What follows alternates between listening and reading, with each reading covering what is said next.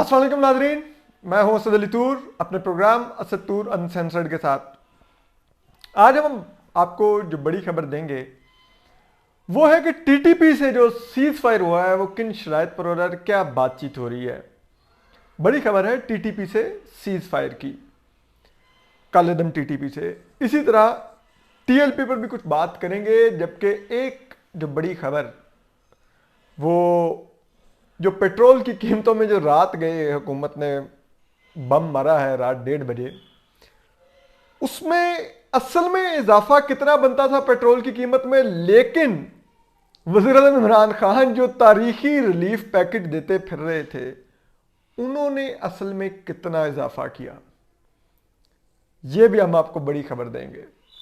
और इसके अलावा हम ये भी आपको बताएंगे कि ये शहबाज गिल साहब को सहाफ़ियों पर कौन छोड़ता है। जी, इनको कौन छोड़ता है हम आपको ये भी बताएंगे, क्योंकि आजकल कल रात से इन्होंने सलीम साफ़ी साहब पर हमला शुरू किया हुआ है। इससे पहले ये आसमा शराजी साहिबा को निशाना बना चुके हैं। तो इस पर भी ज़रा बात हो ही जाए कि ये क्या है, ये इस मुल्क में ये गंद कौन मचा रहा है। तो चलिए सबसे पहले हम बात शुरू करते हैं इसी से, पेट्रोल की कीमतों से इजाफे से बात शुरू कर लेते हैं। हुकूमत ने कल रात 1:30 बजे पेट्रोल की कीमतों में इजाफा किया। हमने इससे पहले ये सुना था कि दुश्मन है जो रात के अंधेरे में, भारत ने 1965 की जंग में पाकिस्तान पर हमला शुरू किया, लेकिन अभी हमने देखा कि वज़ीर-ए-आज़म ने रात के 1:30 बजे, दुश्मन ने सिर्फ बॉर्डर पर हमला किया तो वज़ीर-ए-आज़म ने पूरे पाकिस्तान पर हमला कर दिया।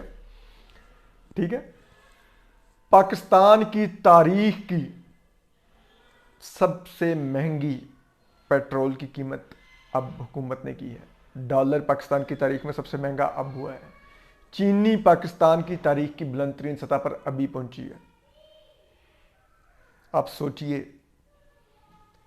कि जब पिछले दौरे हुकूमत में, जब पीपल्स पार्टी के दौरे हुकूमत में $140 फी बैरल पर पेट्रोल की कीमत चली गई थी, तब भी पाकिस्तान में पेट्रोल की कीमत $118 पर लीटर तक गई थी। मैक्सिमम $140 थी, $118 लीटर इधर मिल रहा था।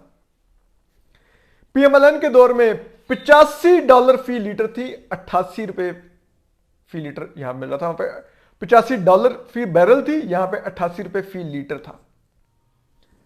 अभी $85 फी लीटर है और पेट्रोल की कीमत है $145 फी लीटर। $85 फी बैरल, $145 लीटर ये हुकूमत दे रही है, जबकि यही $85 फी बैरल पे $88 लीटर पीएमएलएन दे रही थी, और $140 फी बैरल पर भी पीपल्स पार्टी की हुकूमत $118 तक लेके गई थी लीटर। ये $145 पे ले गए $85 पे। यानी कि सोचिए अगर इनके दौर में $140 फी बैरल होता तो पता चलता है इस वक्त पाकिस्तान में पेट्रोल की कीमत $300 फी लीटर होती। और अब आपको हम यह भी बताएं कि मौसूफ तारीखी रिलीफ पैकेज देने वाले वज़ीर-ए-आज़म इमरान खान साहब ने पेट्रोल की कीमत $4 बढ़नी चाहिए थी। अगर ये आलमी मंडी से भी कहीं मिला रहे थे, ओगरा की कोई समरी थी भी, इन्होंने $8 फी लीटर बढ़ाई, यानी कि दुगनी बढ़ाई। और किस तरह बढ़ाई? पेट्रोलियम लेवी में इजाफा किया। पेट्रोलियम लेवी जो ₹9, ₹9.5 फी लीटर थी, वो इन्होंने बढ़ा के कर दी पेट्रोल पर ₹13.5 फी लीटर। डीजल पे ₹8.5 फी लीटर थी, बढ़ा के कर दी ₹12.5 फी लीटर। मतलब कि जायद इजाफा किया। और ये कह रहे हैं मैं तारीखी रिलीफ पैकेज दे रहा हूं, मैं $120 अरब का, जो कि फी कस ₹154 महीना बनता है। जितनी इन्होंने तादाद बताई है कितने लोगों के लिए मैं दे रहा हूं, वो ₹154 महीना इन्होंने रिलीफ दिया, जिसको इन्होंने तारीखी रिलीफ पैकेज का नाम दिया। यानी कि ₹150 की चीनी हो गई है। और यह भी इंकशाफ सुनने कि मुल्क में इस वक्त 21 दिन का चीनी का जखीरा है। आप सोचिए आने वाले दिनों में चीनी की कीमत कहां पर जाएगी और चीनी की किल्लत किस तरह से पैदा होगी इस मुल्क में। 150 रुपये चीनी किलो कर दी है, 154 रुपये का महीने का रिलीफ दे दिया, जो कि 5 रुपये रोजाना का हिसाब से बनता है आम आदमी के लिए। मतलब हम सब को तो नहीं, लेकिन जो टारगेटेड सब्सिडी भी दी है जो गरीबों को, उनको डेली का 5 रुपया मिला करेगा इस हुकूमत से। वाह, क्या तालियां बजानी चाहिए। 5 रुपये महीने, 5 रुपये रोजाना गरीब को दिया करेंगे वज़ीर इमरान खान। ये तो भिखारी को भीख भी नहीं मिलती 5 रुपये अब जो ये देने का, और जिसको उन्होंने तारीखी रिलीफ पैकेज का ऐलान किया। अब सोचिए कि वो गरीब आदमी 150 रुपए की किलो चीनी ले, उस पर पूरा महीना गुजारा करे। अगर वो 150 रुपए में गुजारा नहीं हो रहा उस 1 किलो चीनी में, तो बाकी 4 रुपए जो बचे उनकी टाफियां ले ले, वो टाफियां चूसा करे। ये है रिलीफ पैकेज। और अब सोचिए कि इस मुल्क के साथ ये क्या किया गया है, इस मुल्क को किस तरह से तबाह किया गया है पिछले 3 सालों में। इसका कोई तो हमें हिसाब दे कि ये क्यों ऐसे लोग लाए गए हैं इस मुल्क में, किन की वजह से आज मुल्क इस जगह पे पहुंचा है कि आज गैस का बहरान है, आज पेट्रोल महंगा है, आज बिजली महंगी है, आज आटा महंगा है, आज चीनी महंगी है। और आप अंदाजा कीजिए, शौकत तरीन साहब अब वजीर नहीं है, उनको एक गैर कानूनी सब कमेटी बना के दी गई इस्लामाबाद हाईकोर्ट के फैसले के खिलाफ, और वो उस कमेटी में जो फैसला लेते हैं, जो ईसीसी है उसके बजाहिर सरबराह वो हैं उमर अयूब साहब, लेकिन वो एक अंगूठा छाप है। कल उन्होंने जो फैसला लिया बिजली की कीमत मजीद 2 रुपये 70 पैसे फी यूनिट बढ़ाने का, ईसीसी ने 10 मिनट में पास कर दिया, क्योंकि बहस की इजाजत नहीं थी कि शौकत तरीन का लिया हुआ फैसला है। अंगूठा छाप है ईसीसी अब इसके अंदर। इस तरह से ये मुल्क चलाया जा रहा है। आप कोई तो हमें हिसाब दे कि ये महंगाई, ये सब कुछ कौन है इसका जिम्मेदार। ये जो टूट बटूट का खेल खेला जा रहा है, ये जो पूरे इस मुल्क की अवाम को बेवकूफ बनाने की कोशिश की जा रही है, हम इतने बेवकूफ हैं इस मुल्क के अवाम, कोई तो हमें हिसाब दे। यहां पे अंदाजा कीजिए, लाए जा रहे हैं ऐसे लोग, लाके बिठा दिए गए हैं। कोई तो आए इस पर माफी मांगे कि ये इलेक्शन 2018 का जो चोरी किया, इसने मुल्क तबाह कर दिया। आज हमें हिसाब दीजिए ना। पीपल्स पार्टी की हुकूमत के खिलाफ 5 साल साजिशें की गई, इफ्तिखार चौधरी को उन पर छोड़ा गया, उनके साथ मेमोगेट किया गया, उनके साथ क्या कुछ नहीं किया गया। मीडिया में रोज कामरान खान पीपल्स पार्टी की हुकूमत गिरा के रात को सोता था। उसके बावजूद मुशर्रफ 0.4 पर जीडीपी ग्रोथ छोड़ के गया। पीपल्स पार्टी मार खाती खाती 3.6% पर जीडीपी ग्रोथ 5 साल बाद छोड़ के गई। इतनी मार खाने के बावजूद भी उसने, जबकि मुल्क में बदतरीन बिजली का बहरान था, उसने कुछ ना कुछ तो जीडीपी ग्रोथ बना के दी ना आपको 3.6। सोचिए अगर आप उनके खिलाफ साजिशें ना कर रहे होते, उनकी टांगे ना खींच रहे होते, तो हो सकता है वो कोई 6-7% पर जीडीपी ग्रोथ छोड़ के जाते। पीएमएलएन की हुकूमत के साथ क्या किया गया 5 साल, कभी डॉन लीक्स, तो कभी मेमोगेट, तो कभी 2014 का धरना, तो कभी ताहिरुल कादरी के मॉडल टाउन, तो कभी क्या क्या कुछ नहीं किया गया उस हुकूमत के साथ। कभी 2017 का टीएलपी का धरना। उसके बावजूद कभी इसहाक डार से लड़ाइयां कि हमें फंड नहीं दे रहे, हमारी बजट नहीं बढ़ा रहे, हमें ये नहीं कर रहे, हमें वो नहीं कर रहे। आईएसपीआर के स्पोक्समैन थे आसिफ गफूर साहब, वो खड़े होकर मईशत के ऊपर कह रहे थे कि मईशत अच्छी नहीं है। भैया आप फौज के इदारे के एक मेजर जनरल थे, आपको क्या पता मईशत क्या होती है, लेकिन आप दे रहे थे बयानात। हालांकि जीडीपी ग्रोथ 5.8 पर खड़ी हुई थी। क्या हुआ मुल्क के साथ? सोचिए अगर ये इतनी टांगे पीएमएलएन की ना खींची जाती तो 5.8 पर जीडीपी ग्रोथ ले गए थे, हो सकता है वो 8-9% पर ले जाते। ये किया गया मुंतखब सिविलियन हुकूमतों के साथ इस मुल्क में, पीपल्स पार्टी और पीएमएलएन की। अब अपनी हुकूमत लाए, उनको हर तरह के सपोर्ट दी, वो -0.4 पर जीडीपी ग्रोथ ले गए। वो डॉलर 115 रुपए से उठा के 175 रुपए पे ले गए। वो चीनी 53 रुपए से उठा के 53 रुपए से उठा के 150 रुपए पे ले गए हैं, यानी कि 100 रुपए का इजाफा कर दिया। 2 गुना कीमत में इजाफा कर दिया, 200% इजाफा कर दिया चीनी की कीमत में। वो आटा 30-35 रुपए से उठा के 90 रुपए किलो पर ले गए। क्या हुआ इस मुल्क के साथ? कोई तो हमें आज हिसाब दे, कोई इस पर माफी तो मांगे आके, इसकी जिम्मेदारी तो कबूल करे कि ये हम लाए थे, इसने ये किया इस मुल्क के साथ, इसको हम चला रहे थे, नहीं चला पाए इसको ना मुल्क को। कोई तो हिसाब दे।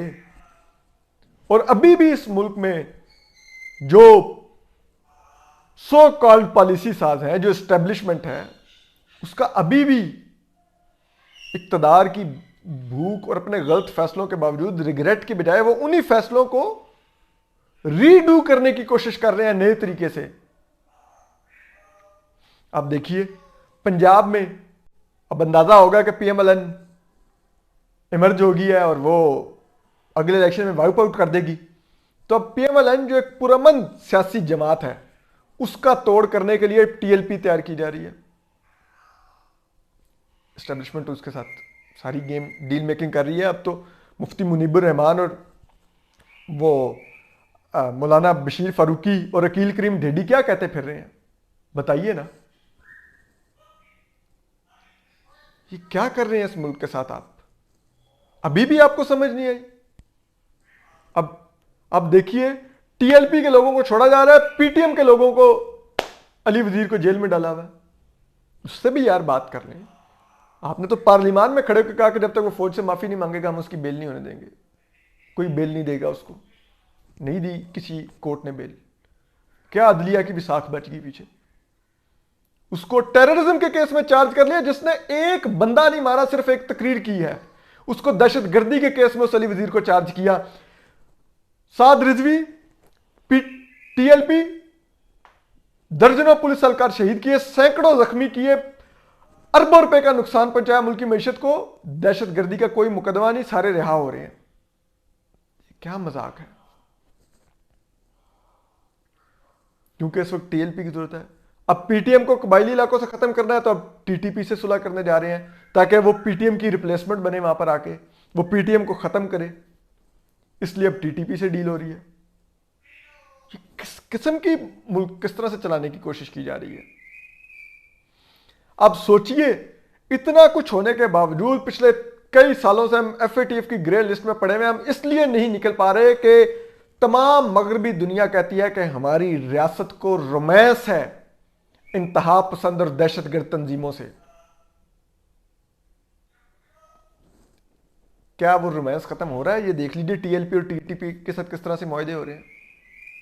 आप देखिए ना, इस मुल्क में 1973 के आइन के बाद एक मुतफिका और दस्तावेज आई है जिस पर तमाम सियासी जमातों के अलावा फौजी क़यादत ने भी साइन किया था। वो थी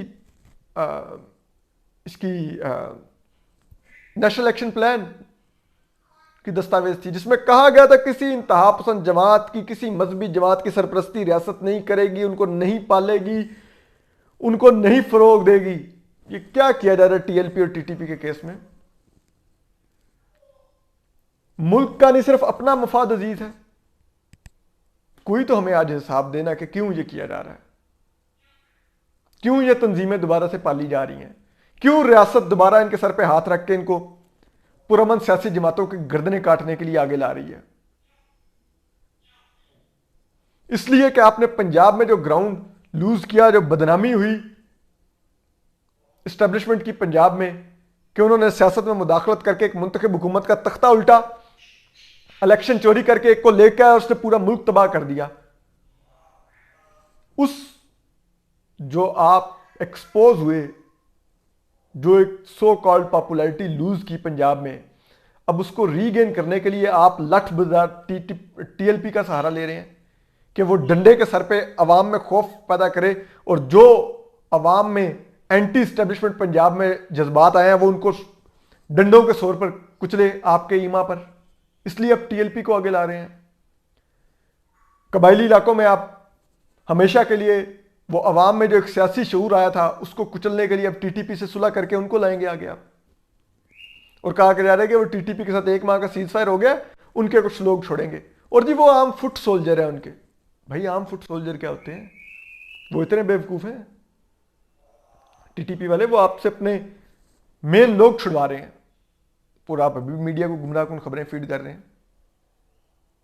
कोई हमें इस मुल्क में हिसाब दे, ये इस मुल्क को किस तरह चलाया जा रहा है, कौन चला रहा है, क्यों चला रहा है, क्यों कुछ लोगों की ख्वाहिशात पर ये मुल्क चल रहा है, क्यों ये मुल्क, इस आवाम जिसके टैक्स से ये मुल्क चलता है, जो कीमत अदा करते हैं इस मुल्क में हर चीज की, इस बैड गवर्नेंस की कीमत वो महंगाई की सूरत में अदा करते हैं, वो दिफाई बजट के लिए अपने टैक्स से रकम अदा करते हैं, अपने स्कूलों और अस्पतालों के लिए रकम नहीं जाने देते, दिफाई बजट के लिए देते हैं।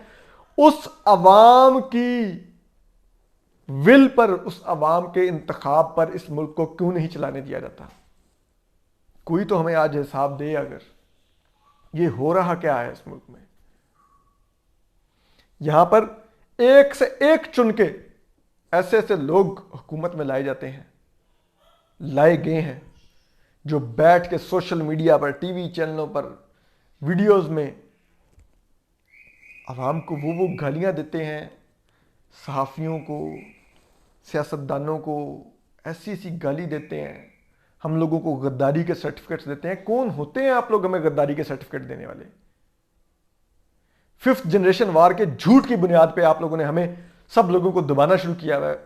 हालांकि सब झूठ है, कोई 5th जनरेशन वार नहीं हो रही इस मुल्क के अंदर, लेकिन ये सब कुछ हमें बोला जा रहा है। क्यों? आखिर कोई हमें हिसाब दे, कोई जवाब दे, कोई माफी मांगे, कोई तो आए। वो आ जाते हैं, वो मौलाना कह रहा हूं, वो नवाब ऑफ कालाबाग होते थे, उनसे एक दफा किसी ने पूछा कि ये आपकी कैबिनेट में फलां बंदा है, ये बहुत ही गंदी जुबान इस्तेमाल करता है, बहुत ही बदतमीज है। तो उन्होंने कहा, भाई हुक्मरानों को भौंकने के लिए कुत्तों की भी जरूरत होती है, क्योंकि जो इंसान होगा वो मेरे लिए भौंकेगा नहीं, वो किसी को काटेगा नहीं, तो इसलिए काबीना में कुत्ते भी रखने पड़ते हैं। नवाब कालाबाग ने, लोग बताते हैं, कहा था। देखिए इस मुल्क में क्या हो रहा है, किस तरह से निशाना बनाया जा रहा है लोगों को। गालम गलोच एक ब्रिगेड पूरी रखी हुई है, वो ट्विटर पे आके नंगी माँ बहन की गालियां देती है, को बुरा भला कहती है। पूरी एक ट्विटर की ब्रिगेड है जो हुकूमती सोशल मीडिया सेल्स के सपोर्ट से चलती है। वज़ीर आज़म ऑफिस में बैठा हुआ एक शख्स उसको सपोर्ट करता है, उसके व्हाट्सएप ग्रुप में वो सारे मौजूद हैं। वहाँ पे हिदायत दी जाती है कि आप फ़लाँ के ख़िलाफ़ वीडियोज़ करो, फ़लाँ के ख़िलाफ़ ट्वीट्स करो, और वो सारे 50-50 रुपए के ट्वीट और 10-10 हज़ार की वीडियो कर रहे होते हैं। ये क्या मजाक है? इस मुल्क का पूरा सोशल फैब्रिक तबाह कर दिया गया आप लोगों ने। अब वो देखिए शहबाज गिल साहब कल सलीम साफ़ी साहब के बारे में शुरू हो गए। क्यों भाई? उन्होंने एक जाली पीड़नी की अखबार की खबरों के ऊपर वीलॉग किया, उन्होंने तो किसी का नाम ही नहीं लिया। आसमा शराजी साहबा ने भी किसी का नाम नहीं लिया था, उनको भी यही शहबाज गिल पड़ गया था। और जिस तरह से वो जाली ट्विटर पे ट्रेंड खड़ा किया गया, वो इंडिपेंडेंट की आप स्टोरी पढ़ लें, उन्होंने सारा बता दिया कि किस तरह से वो घंटों के अंदर वो ट्वीट्स की तादाद 80,000 पर घंटा होने लग गई थी, जो कि 3-4 हज़ार पर घंटा थी। किस तरह से उसको रोबोटिक अंदाज में बढ़ाया गया। क्यों ये गालियां देते फिरते हैं भैया? इसलिए कि आपको वही रूहानी कुव्वत वो कहती है कि उसने मेरे बारे में आर्टिकल लिखा है या उसने वीडियो में दरअसल मेरे पर टांट किया है, तो जाओ जाके तो शहबाज गिल साहब आके शुरू हो जाते हैं। किस तरह का कीना परवर आप लोग आ गए हैं। तनकीद का हौसला बर्दाश्त करें, जिस किस्म की गवर्नेंस कर रहे हैं तनकीद तो होगी। तनकीद ना करें तो हम क्या तबला बजाएं आपके लिए? वो इतने तबलची आपने भर्ती किए हुए ना, उनसे बजवाएं तबला। लेकिन हमें इख्तलाफ राय की इजाजत दें, हमें सहाफत की इजाजत दें, हमें आज़ादी इजहार राय की इजाजत दें। कल अभी यूरोपीय यूनियन का वफद कह के वापस गया कि आपने GSP प्लस का स्टेटस अगर एक्सटेंड करवाना है तो आज़ादी इजहार और आज़ादी सहाफत की इजाजत दें। जिनसे मलिका बुखार साहब मुलाकात में कहते हैं कि नहीं अब इस वक्त कोई पाकिस्तानी सहाफ़ी लापता नहीं है, तो जो पिछला लापता है उनका हिसाब कौन देगा? उनके अगवाकारों को कौन सामने लाएगा, कौन पकड़ेगा? क्या आपकी जिम्मेदारी नहीं है हमारे जानो माल के तहफ़्फ़ुज़ की? क्यों नहीं दे पा रहे हैं आप? क्यों नहीं उनको अकाउंटेबल कर पा रहे जिन्होंने हमें अगवा किया, हमें मारा, हमें गोली मारी? अब सार आलम साहब को गोली मारी, मतीउल्लाह जान को अगवा किया, वारिस रजा को अगवा किया, हामिद मीर को अफेयर किया, आसमा शराजी के खिलाफ गालियों की कैंपेन चलवाई, आमिर मीर इमरान शफकत को अगवा किया, आज सलीम साफी के खिलाफ गालियों की कैंपेन चला रहे हैं। इनको किसने अकाउंटेबल करना है? ये आज़ादी इजहार राय पर हमला नहीं है तो क्या है? कोई हिसाब देने को जवाब नहीं, कोई जवाब देने को तैयार नहीं। बहरहाल अपना ख्याल रखिए, सलामत रहिए, अल्लाह हाफिज।